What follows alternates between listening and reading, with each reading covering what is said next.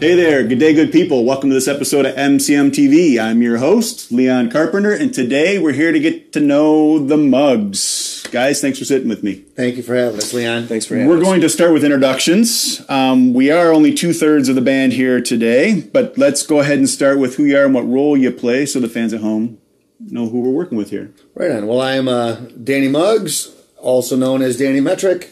I'm the guitar player and singer of the MUGGS, and I share songwriting duties with this gentleman right here. Tony MUGGS, also known as Tony DeNardo, a.k.a. Dude. And I play, I plunk around on the piano with the bass. Very good. The Fender Rhodes, to be specific. Sure. We'll get into the instruments. And who's this here? This is our drummer, Todd Glass. Yeah. He's a fantastic drummer. He's been in a lot of bands in the Detroit area, and we're really happy to have him. We had to shrink him down a little bit to put him in a trunk when we go to Europe. We couldn't afford an extra seat, so we just add some water, and then he he stands back up. It takes him like 3 or 4 hours, and then he just shrinks back at the end of the night. Fantastic. Happen again. Well, Todd, I'm sure you're watching this. We're sorry you weren't here today. It's going to be a good time, I'm sure. Well, that's Todd. All right, well, let's now that we've got that out of the way, let's talk about the name The MUGGS. Who wants to share the story on how that came about? I can fire that one out. You know, amazingly, the story of the MUGGS started with our first drummer, Mr. Matt Rost, who was one of the cats that believed that we can possibly be a three-piece way back in the day. It was probably 1999 or 1998. He was in a band called Immortal Winos of Soul. The Immortal Winos of Soul, a great soul rock band that played in Detroit. And Tony and I were looking to put together a blues rock thing after a band we were in called Fat Belly Brown. And but with two guitar players. Yeah. The vision of the MUGGS was to always be a four-piece. Yeah, we want to do like a Savoy Brown thing, or like a Peter Green's Fleetwood Mac. Allman Brothers, like two guitars, harmonized, all that type of thing. Yep. And thankfully, Matt came through. We were looking for anyone that could help us out with this type of project because, in 1999, no one was looking to put together a blues rock band. And Matt came around. He was fantastic. And he, had a great feel, a great funk ability, and realized we wanted to do like a bluesy rock thing. And ultimately, when he joined the band, we were supposed to be a four-piece, but we ended up whittling it down to a three-piece because no one else wanted to be in it, and Matt was completely behind it. Yeah, it was the two guitar players that we auditioned that were really good, names not included. They're like, blues rock, blues rock, and, that's so 1968. So finally Matt comes down for rehearsal, and we didn't have the extra guitar player because he didn't want to be in it. And we said, sorry, man, no one wants to be in our band. He's like, Power Trio, dude! Power Trio, dude! And from then, we didn't have a name at the time, but the great thing was, after a couple weeks after that, after Matt, because I had to, bear the burden of guitar responsibility as far as that goes. Like, all right, cool, Power Trio. We're going to go with this. I'm going to try and do the best I can as a guitar player. And I work at a bar called the Cajun Cafe, and everything in the bar was like, pass me that mug, or, hey, you check out that mug over there. Mug was just a term that was getting thrown around. Danny Jacobs, he's an actor out in Hollywood now, but he was a bartender. The Cajun was great. In the mid-'90s, there was a contingent of actors and artists, and they're writers, all working there, improvisational, right? And so Danny was throwing around mugs everywhere. Oh, it's packed up in this mug. Yeah, and so I'd like to get all up in that mug. He was such a charismatic dude that we kind of started owning that phrase too, and we were just saying it all the time in practice. Hey, pass me that mug. Yeah, pass grab me that beer was what that meant. Yeah. Everything I was like a mug. that girl. Yeah. So Matt, our drummer's like, we should call ourselves the MUGGS. Just after our fourth practice or something like that, and it sounded like a bad idea. Like, I don't know, MUGS. We're gonna look like the coffee mugs. That's kind of bizarre. And then the magical moment. I'm not sure. I'm gonna assume I had it. Add 2 G's, and that'll give you the gravitas that the MUGGS should. Now we're the MUGGS. Now we're the MUGGS. That's right. As silly as that went, that's kind of how that thinking went down. But yeah, it was ultimately Matt's idea. Fantastic. Yeah. we wanted to go with like 6 or 7 Gs, but that was just kind of a little overkill. That wasn't going to work, yeah. So you guys were talking about, power trio, kind of a bluesy rock. I think that fits pretty well, but when you talk about the genre of your music, would that be the genre that you would pinpoint? Just kind of a blues rock, or is there something more elaborate than that? I don't know. We've always been more than just a blues rock because we have Beatle leanings and we have singer-songwriter leanings. But I'm proud of the fact that we have a specific style, and nobody quite sounds like the MUGGS, and that's what you want in life, right? Absolutely. Your own brand. And for whatever reason, I think that the Fender Rhodes has a hand in it, but it's also Danny's songwriting. That, sure. And Todd we all bring our own specific set of skills to the table, but I don't know. I always think of blues rock.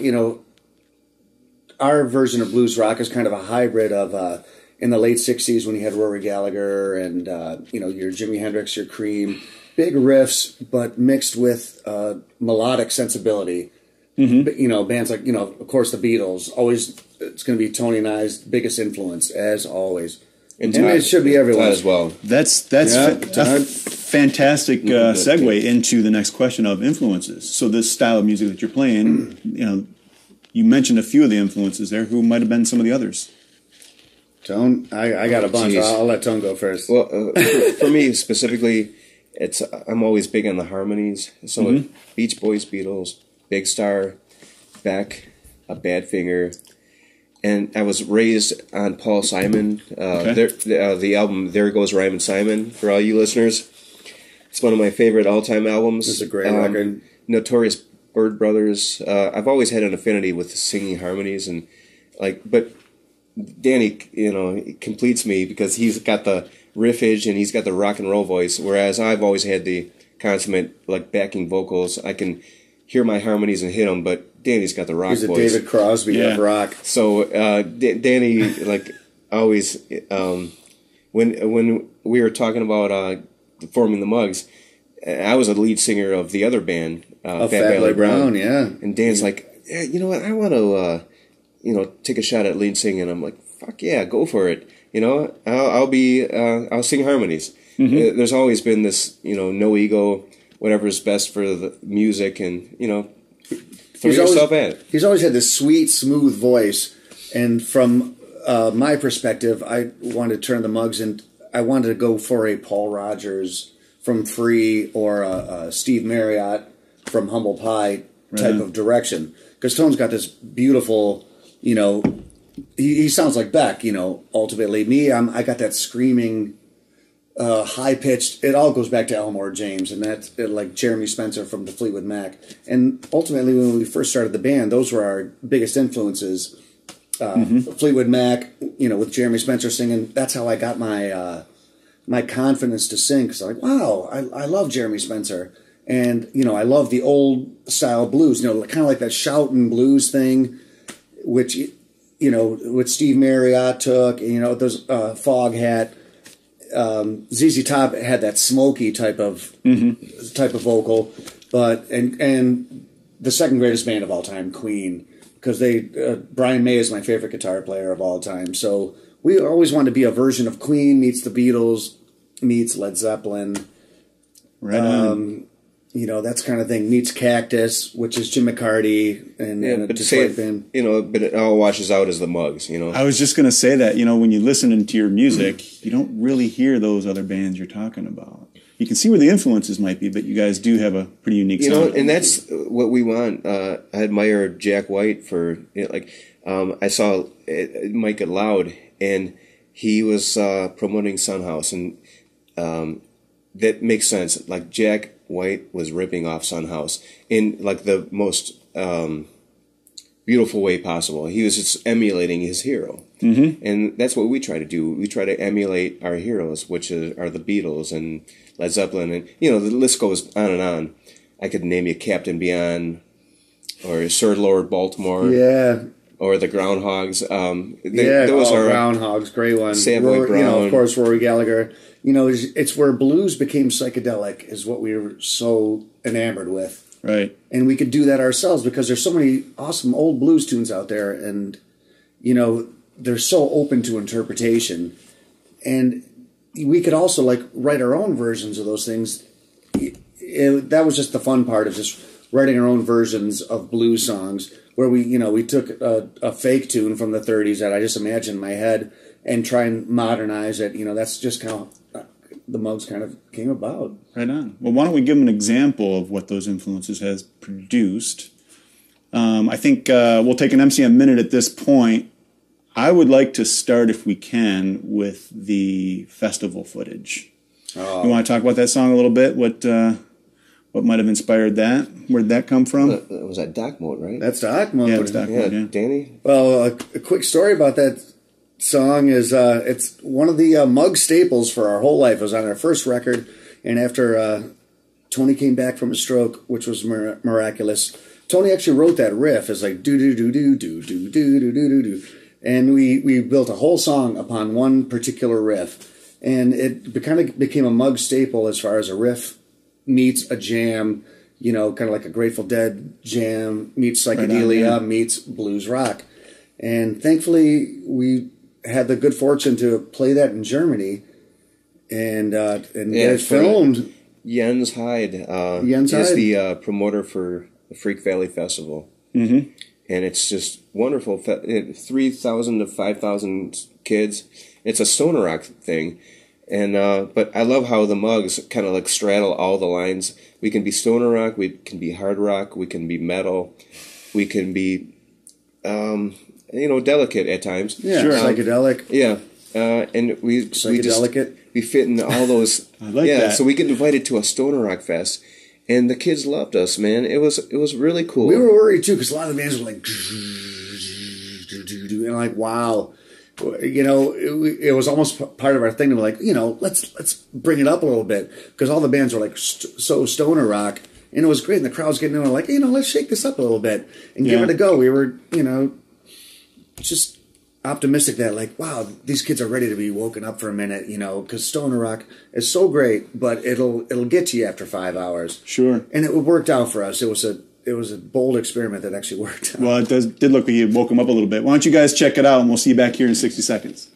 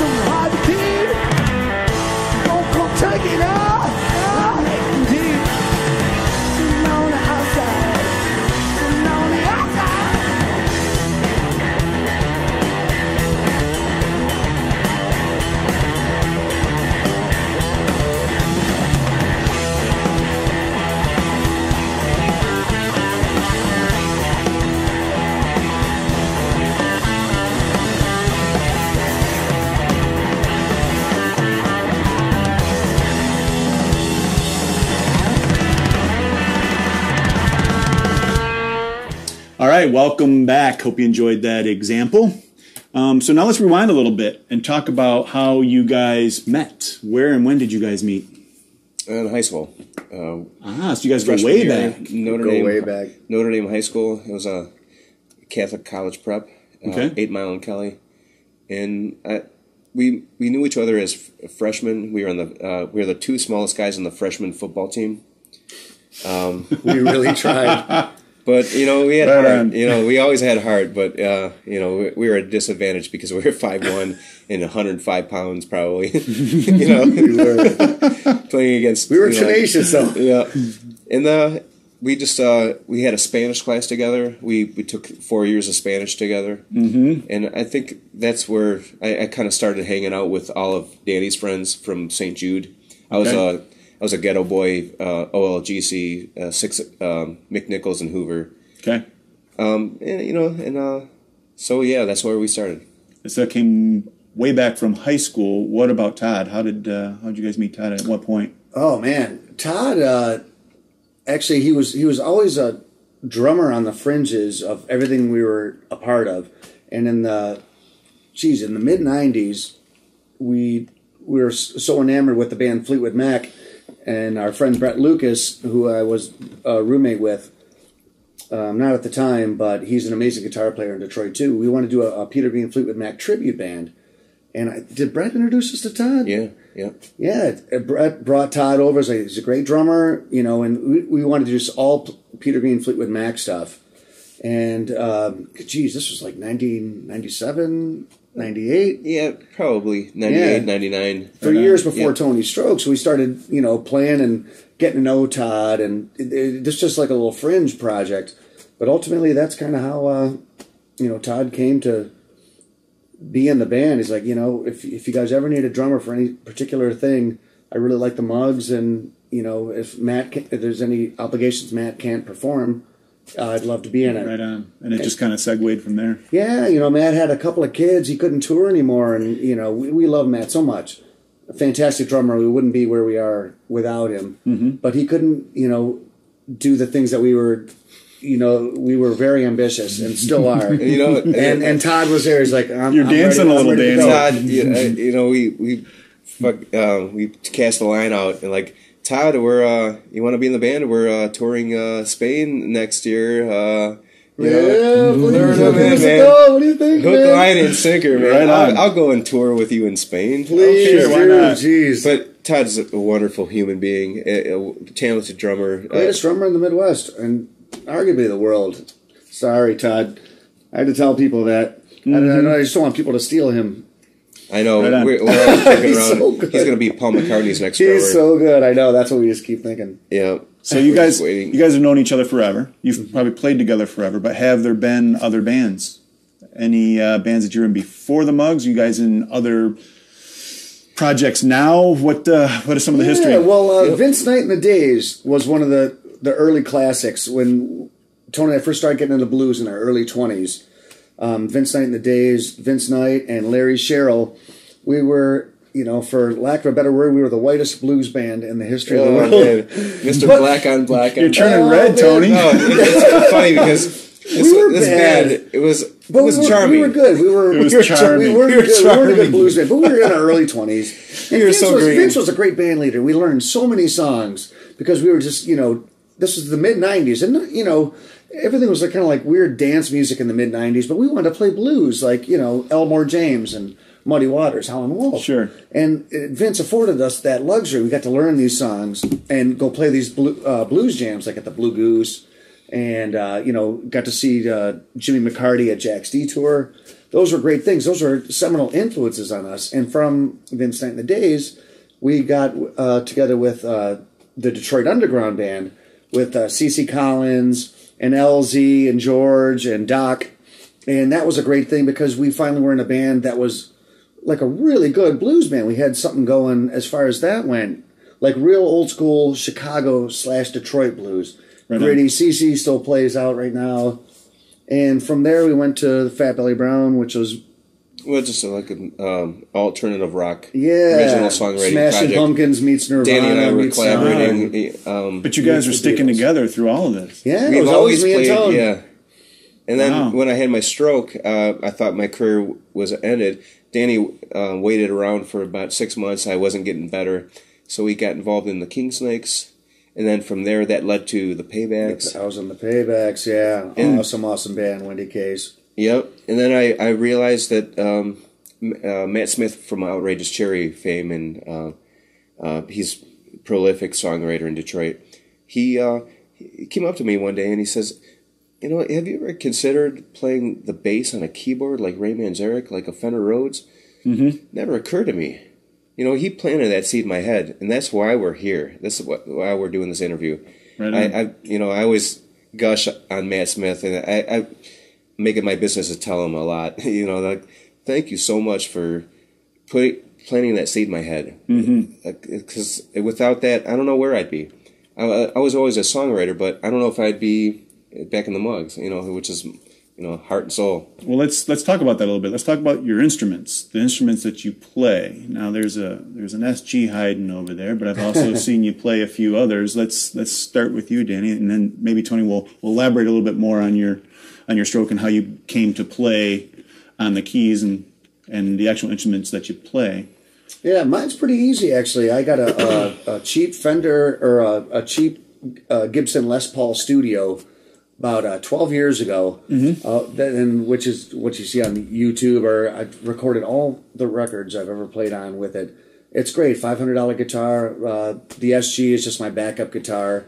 And it's soon to take the front stage because it sounds really great. But I'm a simple guitarist with simple taste. I just like a decent tone with a Fender Twin, a little bit of a distortion, a little bit of reverb, and that's pretty much my thing. I'm a simple man. I would have to disagree. You're not a simple guitarist. That's debatable. No, that's debatable. So you just happened to get a hold of that guitar way back when, and it's just worked ever since. It has. It's got great action on it, and at the time, white Les Pauls were square, weren't they? They were. That's why I got it for so cheap. $500. My guitar teacher at the time, I only went to get guitar lessons for 3 weeks because it was all this crazy jazzy stuff, and I didn't want to play it, but the greatest thing I got out of that was his guitar. I get a student that he's like, he wants to get rid of it, but no one wants it because it's white. I'm like, $500 a Les Paul, I'll take it. Right on. That's all I could afford at the time. That's all I could still afford. Fantastic. All right, so Tony, you are the bass player in the band. Yes. The bass player. But you play the bass on the keys because of an unfortunate stroke from a while back. Do you care to share that and elaborate a little bit? Of course. I had a stroke when I was 28, and it was out of the blue. It was more like an aneurysm. Okay. And, it was rough. Lost the ability to talk, walk. I was totally paralyzed on my right side. 2 months in the hospital, a couple of near-death experiences, blood clots. Been through the ringer. But, I survived, and with friends like Dan and like my support group, my family, they really encouraged me to do whatever I wanted, and that I was just obsessed with music. And from there, I was trying to, my rehab involved speech therapy, and so I started writing songs on my own, just trying to say, well, can I do this? Can I sing again? Can I talk like a regular human being? So it was a progression of that. And then when I went to California in 2003, January in 2003, to stay with my dad to do some alternative therapy, there was, it was a mixed bag, but it was a great experience. And that's where I took what Matt Smith said, and like, you can do this on the keyboard seriously. And so Danny was in the Paybacks at the time, and I called him up and I said, you know what, I'm thinking I want to go for this. And Danny was like, fuck, go for it, man. And that's all the support I needed, just to, 3-4 hours a day, 3 months straight. I was just obsessed with it. And I got a working knowledge of, okay, this is how the keyboard works as a bass. And then I called my friend Ross Westerber, a fantastic musician. He suggested the Fender Rhodes is where it's at. And so from there, I just so I took a lot of great advice from a lot of cool and dear friends of mine, and the rest is just like, get in there and see what can happen. So you're playing the Rhodes. What are you playing through? Just a SVT in Ampeg, like a 610 Ampeg, and SVT3 Pro, which is an Ampeg thing as well. And I just dial it in. At first it was kind of like Neanderthal. My tone was really not. But over the years, I've learned how to dial it in and what exactly I want. Danny is always good, at dialing me in too. He'll let me know. It was always good though. We're fine tuning it now. It was always different degrees of awesome, but now we're in an awesome degree of awesome. That's a good way to put it, because it's a killer bass tone. And it's Fender Rhodes, fantastic. It has this wonderful tone, and you can be delicate with it, or you can make it growl, and there's just so many dynamics to it. Right. That it's a string instrument ultimately. You play things like boom, or it could be like doom doom doom, and there's in every note in between. So it's each song kind of has its own. some the growl works better, or some of them the John Paul Jones, doom doom doom doom doom. Yeah, like a very round tone. Yeah, or the growl, or there's tough just explaining to a sound guy. It's I would say so you're just the keyboard player? Like, no, treat me like a bass player, like a string bass player. Yeah, just say treat me like a. And if you close your eyes, 9 times out of 10, it sounds like a string guitar. It does. Like string bass guitar. So that allowed you to get back in the saddle, so to speak, and you guys were able to start playing again. Yeah. Do you remember the first time you guys got out and played? Do you remember that first show? Yeah. So the Casual Cafe, of course. Which was the last show. My last show. 2 days before his stroke. 2 days. We played the Muscle Beach Party, which the Casual used to have this bike race. Mm-hmm. And then the Muscle Beach Party, and we were the headlining band on the Sunday. And 2 days later, I had my stroke. And then 2 years later, almost to the day, we're back in the saddle.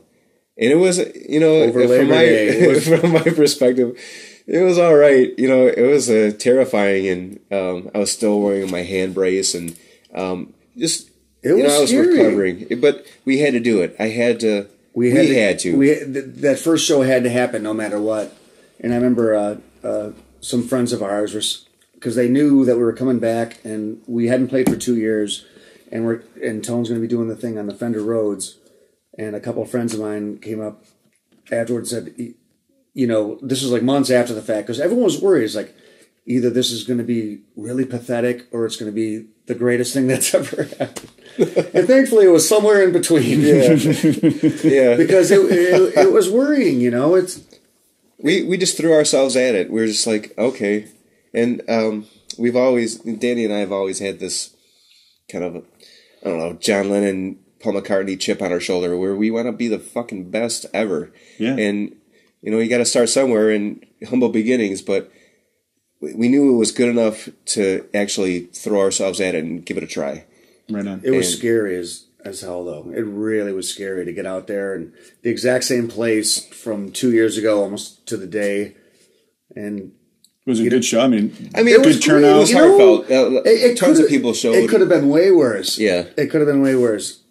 I would have to imagine that there would be a lot of... Yeah, you got to start somewhere. Kind of melancholy in a sense. Like, everybody's like, is this really going to happen? That's like they didn't know how to react to the whole thing, right? They were worried. They were worried, because we were, all worried for Tone. Like, how's he going to react to this? What are they going to sound like? And not that we were around. I'm sure you rocked it. I mean, there's no question. It had to be good. It was our early primitive songs too. So, but I put in the time. I really put in the time, because I had I was worried about, like, how are people going to perceive me? Is it going to be, oh, poor Tony? He's like, I didn't want to be that guy. That's the worrying. I always say, like, you can never bullshit a 3-piece. So everyone's got to be on point, or else there's no reason to doing it. So I took it very seriously, and I wanted to be I was getting to the point on the bass guitar where I was finding out and exploring music, and I was figuring out John Paul Jones, and I was getting good. And I finally got it, and then the stroke happens. I'm like, God damn it, square one. Yeah, back to square one. But so I took that the imagination of, I'm always thinking of playing like a bass guitar, even when I'm interpreting a Fender Rhodes, but I'm always thinking bass guitar. Ah, interesting. Yeah, so that's my thing, and maybe that's an advantage. I just don't know who else is doing this. Don't know in all in the world. Fantastic. Well, why don't we give them another example? Let's do the trackside. Our boy Bud in West Virginia. Yeah, we're gonna get to a track off of the new album that's going to be dropping here real soon. But we'll save Love that you, for Bud. the third break. You guys want to set this one up at all? Yeah, this is we were touring West Virginia, and our good friend Bud Carroll invited us to stay at his house, and he has a studio in his house, and so we recorded 6 in the Night. And we recorded, and a whole bunch of songs too. They're all over YouTube, but did a great job. Had a few cameras. The crew was fantastic, and I hope you enjoy this thing. All right, we'll see you back here in 60 seconds.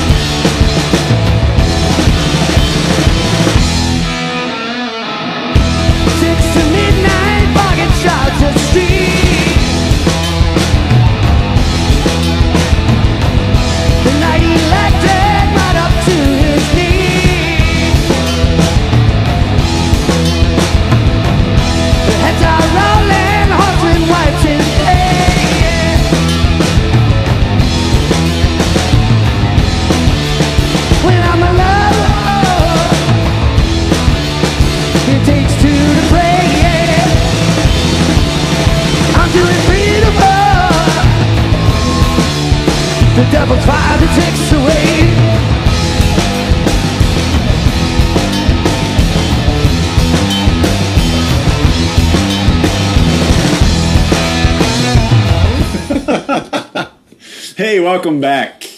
Let's talk a little bit now about where you guys have played. Now, obviously you play locally here in Detroit, but I also know that you guys like to skip town and hit the road from time to time. So where you guys played? We've played all over the United States, and we've been very lucky to play in Europe. But our first gig ever, which I just have to say, was at Buscemi's, which is a submarine shop. Yes. The one on Wilbur? Yeah. Exactly. Is that the one we played? Yes. I didn't know, because back then I didn't know where we were. I had a boss. I was cleaning offices at the time, and her name was Christine. I can't remember her last name, but she was a hot blonde, and she was so happy that she says, "You guys are going to be famous one day." And I'm going to have the pleasure of saying that I booked your first gig, and she managed this Buscemi's, and so we invited all of our family and friends, and it was the most hook of shit, awful show. We played in the corner of Buscemi's. That's great. You got to start somewhere. You got to start somewhere. And, our drummer, we were a 3-piece, just Danny and I and Ron, the Doc. That was the Doc. Mm-hmm. Doc. He actually has the credit, like Doc Mode. Doc Mode is specifically about our crazy first drummer. Yeah. He's awesome and he's crazy. Yep. But, from humble beginnings, gets us to Spain for 20 gigs, and right on. Germany, Italy, the Holland, Netherlands. France. Wow. Oh, you guys have been all over Europe then. Yeah. Pretty well received over there? Amazingly very well so, received. yeah. They love Spain Detroit and Germany. rock. They love rock and roll. Oh. Spain and Germany have been wonderful to us. And I have to say this, but every time we've toured Holland or France, we've always played on a Monday or Tuesday. So you can't expect to build the product when you're playing on boring weekdays that don't count. Yeah, Mondays. Right. Mondays are a disaster worldwide. I know. No matter what country you play. No matter what country you're in. I know. Unless you're the Black Keys or the White Stripes, they could probably pack a Monday, but we're still humble cats. But we're real lucky to have that type of So let's talk about some of the more memorable shows. What pops into your head when I say that? My most memorable show was in 2006. We opened up for Robin Trower at the Royal Oak Music Theater right over here. Mm-hmm. It was sold out, 1,700 people. We played for 45 minutes. We got a standing ovation. Wow. That was so cool. And that's when I realized we could hang with the big dogs. Yeah. And then we were so green that we didn't even have a merch person to babysit our merch table. Mm-hmm. So one of our fans said that somebody was stealing money from, because people were just throwing $10 and we didn't have exactly. We didn't have a merch guy, so we had a stack of CDs at the Royal Oak Theater. Yeah, and people was like, "I'll take a CD and throw some money down." The honor system, which is all the honor system, awesome, which is cool. But then apparently the money just some guy just collected it all. Pile of money. All right, I'm taking this. And so somebody told us that, but it was crazy. I had to go home all the way to St. Clair Shores to get more CDs. We sold over $1,000 in CDs that night. Yeah, wow. for a scrub band that just opened up for Robert Trower, it was fantastic. Yeah, and that's when I kind of clicked. Okay, hey, we're onto something. I don't know what it is. There's an audience out there for us. Yep. Because doing what we're doing with the young kids, we weren't sure what to make of us being a riff blues rock band, but being in front of Robin Trower's crowd, it was really enlightening to us. Especially we opened up for Cactus and opened up for 10 Years After, Mountain. We kind of became the band that opens up for the old 60s blues rock bands that we kind of emulate, Savoy Brown. Yeah, and they get us. And we finally realized that there's an audience for that, but it's so nice that there's a new, young audience that are appreciating that type of thing. So that's my favorite memory. I'll agree with that memory. We have. Oh, jeez. Tell them about being stuck in Spain with the Icelandic volcano, and then Bob Margolin. I remember when that happened. You guys were in Spain at that time? Yeah. Yeah, we were supposed to fly home from where were we flying out of? Barcelona. Barcelona, and that was when the Icelandic volcano happened. So 2010. Yeah. Was it 2010? And which stopped flights all across Europe and even parts of the United States. It stopped everything. It's Icelandic volcano that no one can pronounce. So we were, we were actually like 3 people from getting on our plane. We were like getting ready, and they actually pulled the gates down. Like, sorry, the flights are canceled. Like, oh my God, we're supposed to go home right now. We were all freaked out. So you just kind of lay in the airport, just laying there and hoping like a new flight's going to happen. We didn't realize the extent of how bad this was going to be. How long were you guys there? You guys were stuck there for 10 days. Right? Yeah. 10 days. Wow. 10 days. 7 to 10. It was 7 to 10. Yeah. Well, so ultimately, after 5 hours of laying in the airport, we realized we're not going home. We make a bunch of calls like, I'm not coming to work. We're not getting home. We don't know. At this time, no one knows when we're getting back because who knows the extent of this volcano, how bad it's going to be. It was pretty crazy. Everyone was walking around in a daze in the airport. Like, it was 9/11 all over again. Like, what's going on? Yeah. It was scary. It was kind of scary. Sure. And we were on our own. We had no hotel, no nothing. So all we thought was, all right, let's go back to the hostel that we've stayed at. We took a cab back, go get some drinks, which is always our aesthetic. Let's get a drink, clear our head, and figure out what we're going to do. We're stuck in Europe, and we don't know how to do this. And fortunately, everything is on our dime now. Yeah, there's right. no more the labels. The promoters are helping you out. It's like we're every man for themselves. Yeah, it's every man for themselves. And there's tons of Europeans who are also looking for places to stay. Lucky we got to the place where we got, because everyone was stranded. All of Europe was stranded. Oh yeah, absolutely. We got right where. So this brings us all around to Bob Margolin, friends of ours in Spain. They're like, well, you guys are stuck here. Bob Margolin, who used to play with Muddy Waters back in the day, awesome blues guy. He's like, well, he played last night, but he got stuck with you guys. He's playing at this little blues club around the corner. Rock Sound in Rock Barcelona. Sound. Our boy Antonio. Mas Chupitos. Yeah. And we go to Rock Sound, and I'm like, well, let's try to make the best out of this situation. And we get there, and Bob Margolin's there, and like, wow, it's the closest we'll ever get to Muddy Waters, because he played with Muddy Waters during the 70s, Johnny Winter, all those recordings. It really meant a lot to us. Danny and Todd actually got to sit in with them. We got to sit in them. And he was happy because it's like, oh, cool, guys who speak English, because his Spanish was disastrous. Right on. It was wonderful. That's cool. So a bad thing turned good. Yep. It did. Right on. Mugs always seem to land on their feet. Yeah, we made it home 10 days later. We just partied in Barcelona for 10 days, and flights eventually ended up leaving. Of all the places that you can get stuck in. What a horrible place to be in God. Barcelona for another 10 days. I want to be... it was wonderful. I wish it would have been in front of the month. I want to be a vacation rep, a travel rep for Spain, because that's my favorite country. Me too. It's just amazing culture, amazing people, blue collar. Sure. And they love Detroit rock and roll. Detroit They just love reminds rock me a and lot roll of Spain. in general. Right on. Yeah.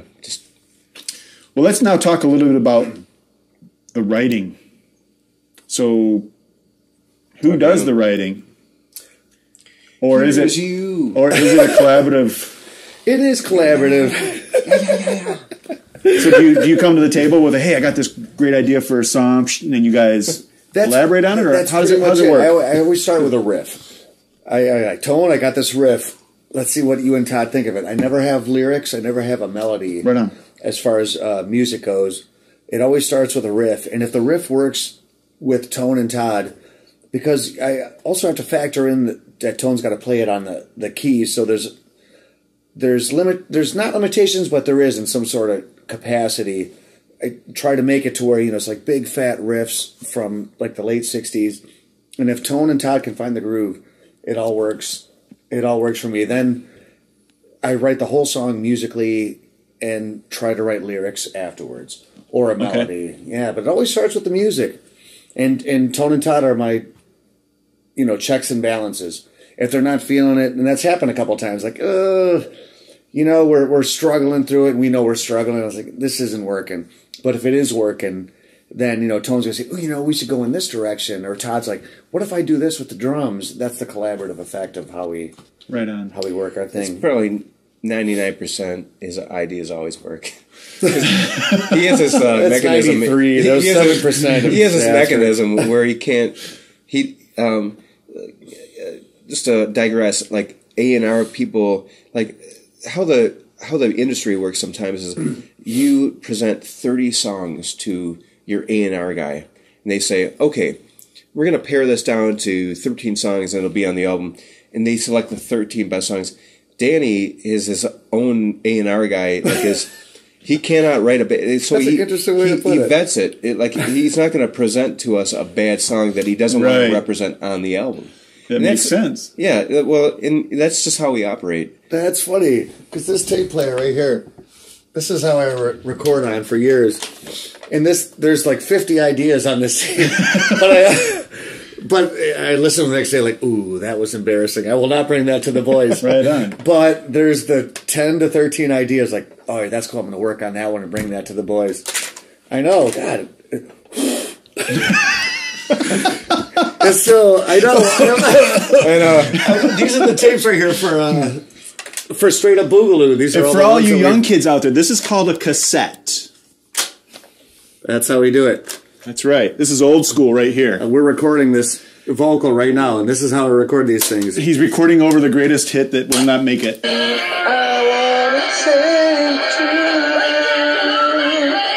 Oh, see, here's an early version of... I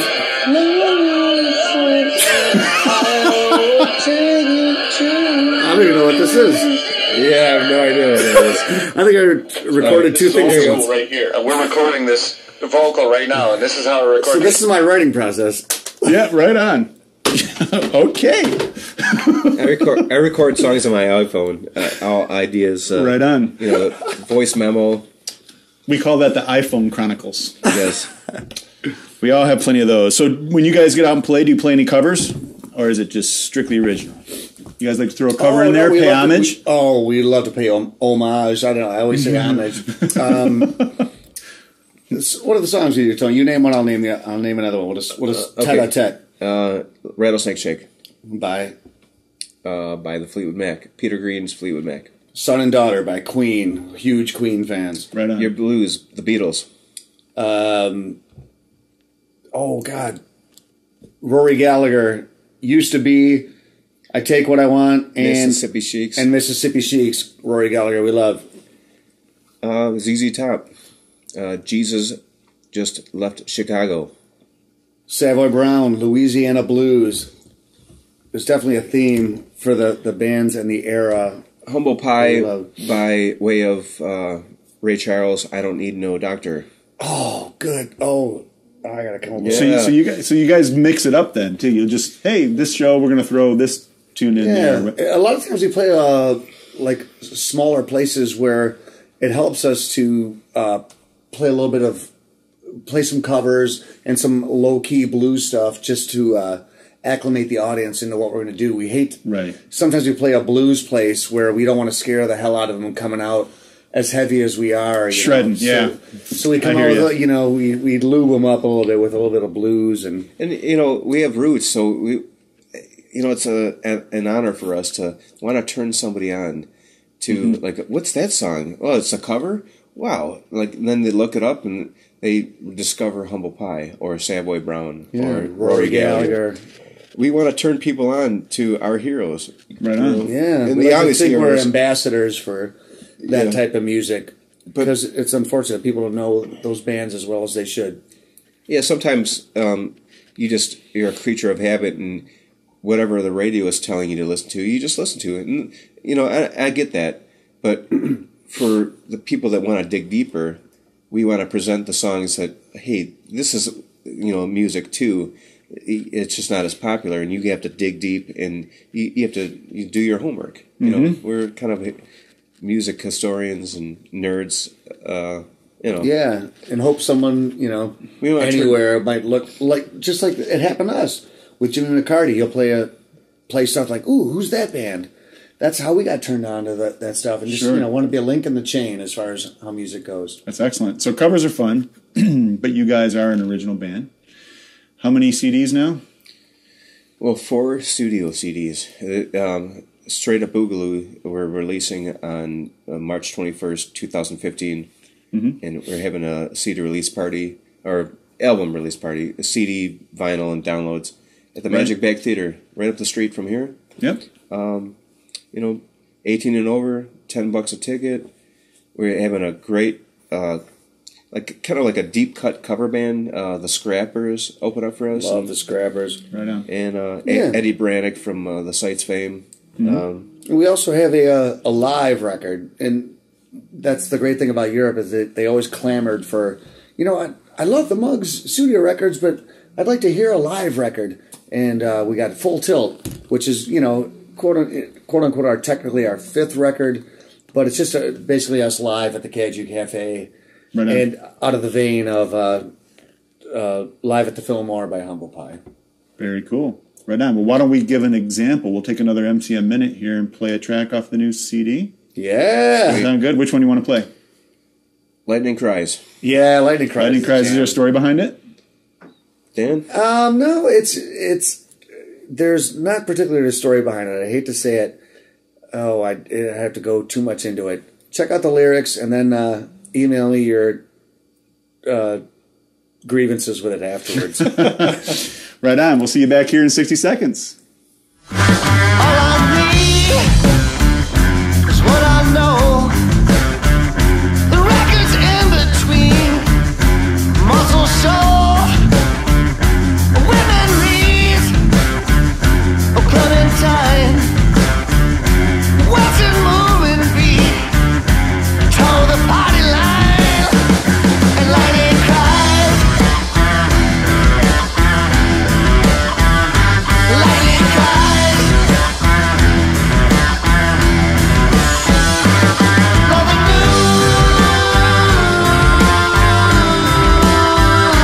Lightning cries.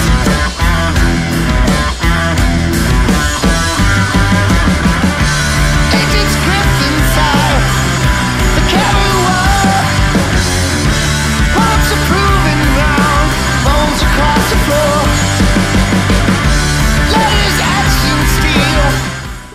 All right, welcome back. Hope you enjoyed that example off of their new CD, Straight Up Boogaloo, which is going to drop 3/21/15, right? I have to add those numbers up. 3/21/15. Be sure you get on there and check it out. We're going to tell you where you can find all their music here shortly. But Oh, wait, no, 5/21/15. Oh, no, 3. You're right. March 21st. Yeah, Yep. you're right. In like a month or so from now. You confused me with the I'm words. sorry. A month from I'm yesterday. easily Yeah. confused. A month So the from yesterday. 22nd? There you go. Today's the 22nd. That's right. Yep. All right. Let's kind of get into the personal life a little bit here now. Are you guys full-time musicians, or do you hold daytime jobs or nighttime jobs? I mean, do you have a day job? Let's let Todd talk first. Todd, what do you think? I'm a full-time musician. I play in several bands, including the MUGGS. Right on. So Todd's a full-timer, huh? Me, I'm a bartender at the Caju Cafe. Todd Right likes on. to come in once in a while. What do you think about the Caju Cafe, Todd? I love the Caju Cafe. Everyone should go. It's cool.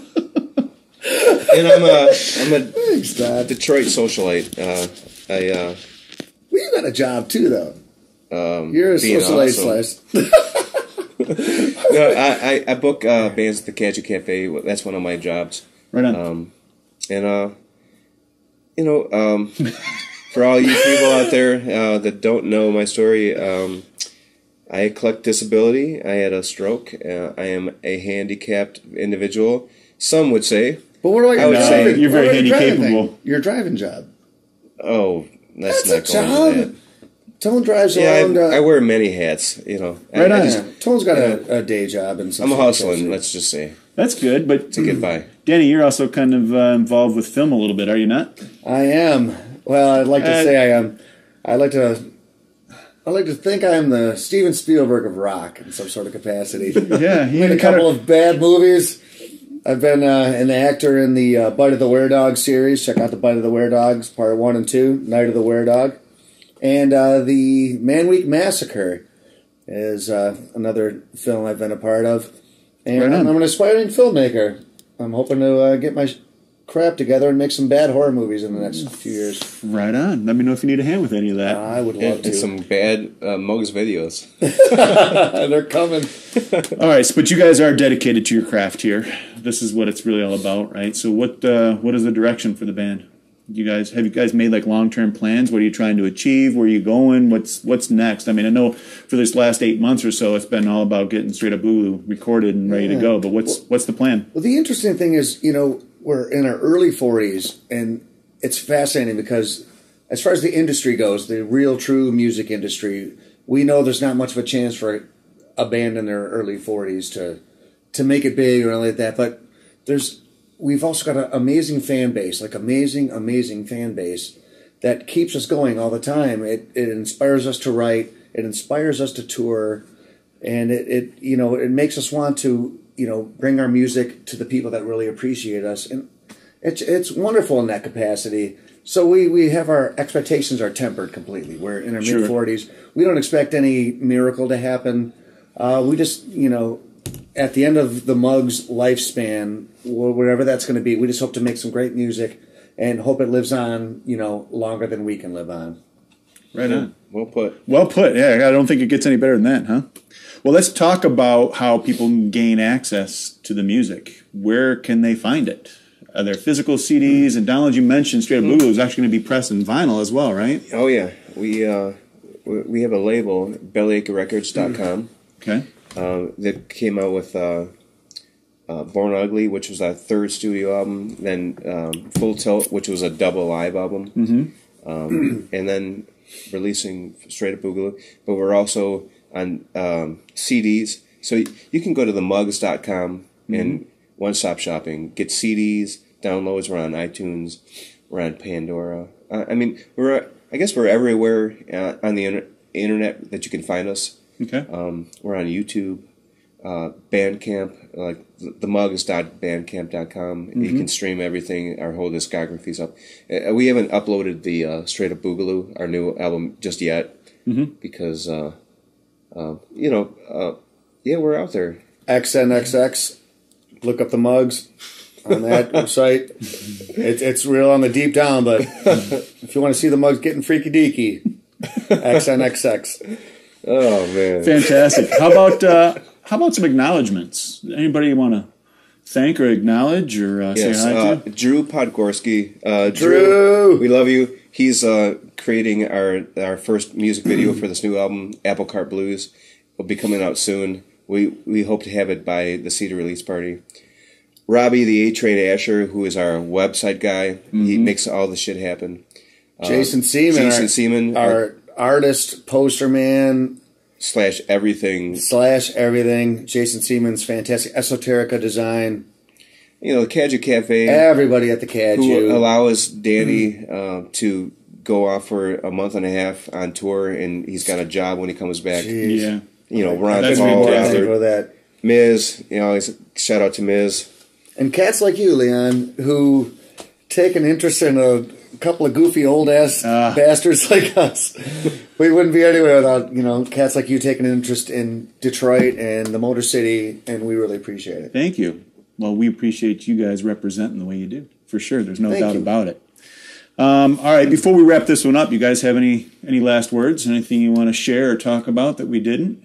Yeah, I'd like to talk about this blue football. Sure, what would you like to talk about? There's something interesting about this football. You've been playing with it for this whole interview. God, it's so much fun. I just been holding it. Don't even throw it at me. Tone knows what's coming. Check at my face right now. No, this is kind of a little tradition that we have with the MUGGS, and it happens in Europe, it happens anywhere, and it's just going to happen now on film.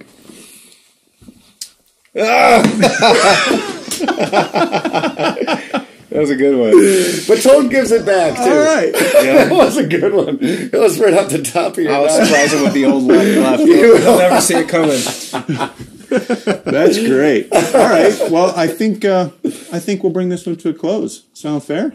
Yeah. All right. Well, I guess that's gonna do it for this episode of MCM-TV. I'd like to thank the MUGGS again and this is Todd's. Chippy. Oh, this is Chippy, by the way, and Todd's stand-in for the day. If you guys would like to learn a little bit more about the MUGGS, just visit them on their website. It's www.themuggs.com, and that's spelled with 2 G's. Themuggs.com.